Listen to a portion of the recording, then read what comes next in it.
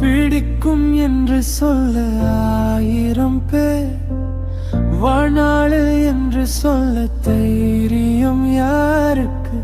உன் எதிர்கால பக்கங்களில் என் பெயரை ஒரு வரியாக எழுதலாமா? உன் வாழ்க்கை கதையில் நான் தொடரலாமா? முதல் பக்கம் அல்ல கடைசி வரையா? உன் வாழ்க்கை கதையில்